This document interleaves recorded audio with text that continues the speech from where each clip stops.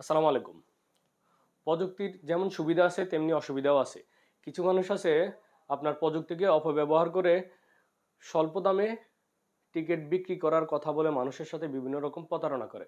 আপনাদেরকে বলছি, আপনারা যারা কম দামে টিকিট খোঁজেন, আপনাদেরকেই বলছি, কম দামে টিকিট খোঁজেন এটা কোনো মন্দের কিছু না, এটা খারাপ কোনো কিছু না, আপনি খুঁজতেই পারেন। তবে আপনাকে যেখান থেকে অথবা যেসব পোর্টাল থেকে আপনি আপনার মোবাইল থেকে স্মার্টফোন থেকে যেভাবে টিকিট কিনছেন, আসলে কি আদৌ এই ট্রাভেল এজেন্সি আছে কিনা অথবা এই পোর্টাল কি সত্যায়িত করা কিনা, তাদের আয়টা আছে কিনা, এই জিনিসগুলো জেনে নেবেন।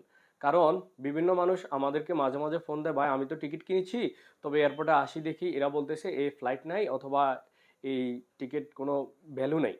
ঠিক আছে, হয়তো এমন হতে পারে আপনি যখন টিকিটটা কিনবেন তখন সাথে সাথে ওরা ইস্যু দেখাবে, আপনি অনলাইনে চেক করে নেবেন, কিন্তু পরবর্তীতে সেগুলা ফ্লাইট থাকে না।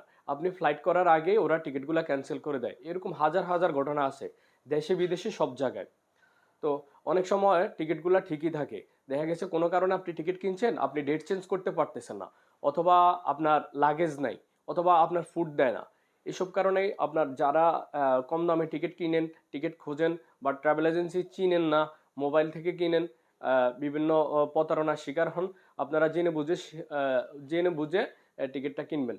বেশিরভাগ সময় আপনি দেখা গেছে কম দামে টিকিটটা পাচ্ছেন, বাট আপনার সেখানে আপনাকে ফুড দিল না, আপনার লাগেজ দিল না, আপনাকে ডেট চেঞ্জ এর কোনো সিস্টেম দিল না, টাকা রিফান্ড করবেন কোনো কারণে আপনি ফ্লাইট করতেছেন না, আপনি টাকা রিফান্ড করবেন তাও করতে পারতেছেন না।